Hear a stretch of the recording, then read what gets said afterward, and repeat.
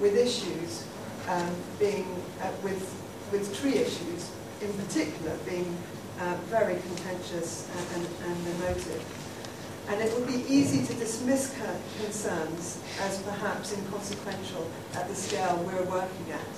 But we were aware that if due regard was not made, many thousands of eco-warriors could be galvanized into action. So the issue with this particular part of the project was threefold. Firstly, there was generally a disbelief that a master planning team was able to be sensitive enough to detail. How could we possibly understand these things symbolized to local people? Secondly, there was a skepticism towards consultants in general, their qualifications seemingly elevating them above reality, and the attitude was, okay, you've got a degree, but can you work it in the field, our field? And thirdly, I discovered during my conversations that there was an unresolved personal issue between our ecologist and the chairman of this particular group, stemming back some 20 years to another quite separate project. Therefore, even though the ecological strategy was park-wide and at a huge scale, and by the nature of our commission was at that scale, it was important to be able to demonstrate that we could focus our discussions on one particular tree or one patch of ground and allow that to inform the wider issues. So what we did was, I felt was absolutely vital, was to build trust and demonstrate our interest in these micro concerns. And we did this in several ways. And one way was to encourage the LDA to commission a local naturalist familiar with the park to undertake an ornithological survey.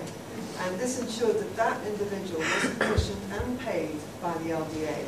There was direct input, benefit, and engagement. And then we took this information and interpreted it with this plan. We also arranged many meetings individually and in small groups, not in a meeting room, but on site, to negotiate ways forward, to constantly define points of agreement and points of contention which needed to be addressed. We acted as a conduit between these individuals who felt they could approach us, approach our client through us. And we brokered a meeting in a local cafe between our ecologist and the group's chairman, where over a bacon sandwich they made up their differences, and which has allowed us to move forward the wider ecological discussion. I just want to talk generally about other methods of unlocking issues and moving forward and expanding our brief. Generally, consultations relate to design work, related to our design work, extend well beyond the traditional gathering of questionnaires, as there's little interactive involvement in this.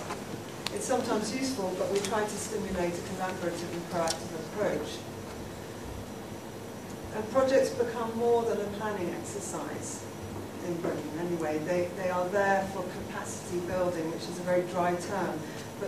But what it actually means is that the client is looking for the project to act as a catalyst for social as well as environmental benefit. And this requires personal attachment and commitment over a long period of time, and imaginative methods that can draw in all members of the community. We're constantly redefining ways to develop this relationship. With children, we devise specific projects related to the process of change. Here we invited to the site a primary school class of children to witness the felling of a willow tree, which they then cropped as willow pegs and planted in their playground. Many trees were propagated in the neighbourhood out of that one tree. In Southwark, we gathered a local group of young adults and trained them for 2 days on techniques of interviewing and filming in collaboration with a company specialising in youth-on-youth media activity. We encouraged them to think critically about their environment and then pose questions to other members of their communities, probably people who they'd never talked to before, which helped them to open their eyes and improve their skills in communication. The video helped secure millions of pounds of funding for neighbourhood projects. We often organise parties. They're a great device for getting everyone in a positive attitude, which is very important in Britain. And it's such simple things. It's bringing together a community in the space which is under discussion. And again, often it's for the first time these people are meeting together in that space with good food and good music. And we give away plants in return for commitment to join the Friends group.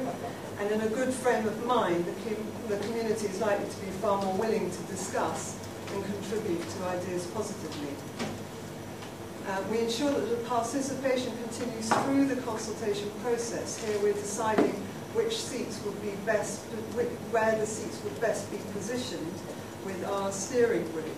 So how close do you want to be to each other? And they weren't particularly friendly with each other, so they kept moving the chairs away, which is quite fun.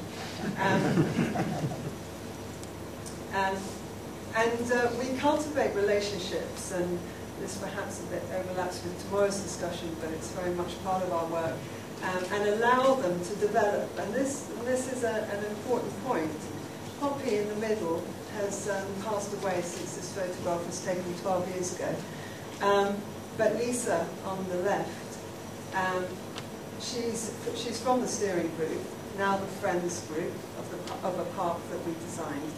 She's still in contact with us, seeking informal advice 10 years after the park has opened and inviting us to events. And that is tremendously important to us. So back to Crystal Palace, which has been a tough one and which is not won, but perhaps is the best chance of regeneration it's had for several decades. We've always sat amongst the group rather than separating ourselves as the development team.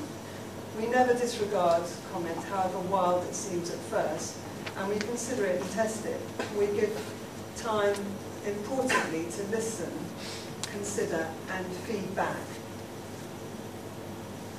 And when last Monday, just this last Monday, our park working group, which is one of the groups we consult with, which have been highly vociferous and volatile over the past few years, willingly came together for the camera with the master planning team and client to mark the end of this stage of the process. I thought this was particularly symbolic.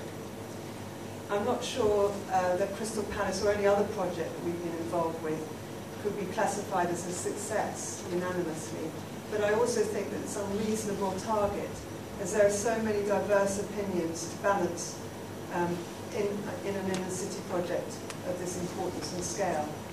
In my experience, the level of client commitment to collaborative working on this project has been exceptional.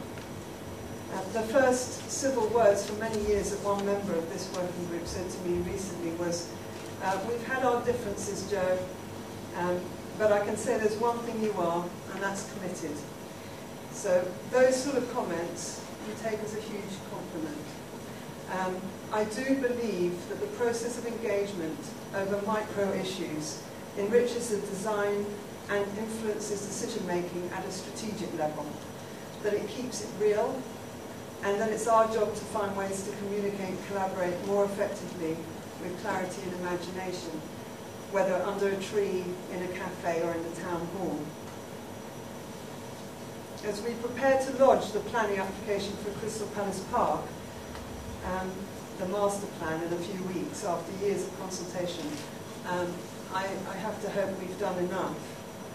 The planning process is such that certainly in Britain, negativity and protest seems often to be the fallback position. And it occurs to me that despite every effort, perhaps this is a necessary emotional response to prepare for change.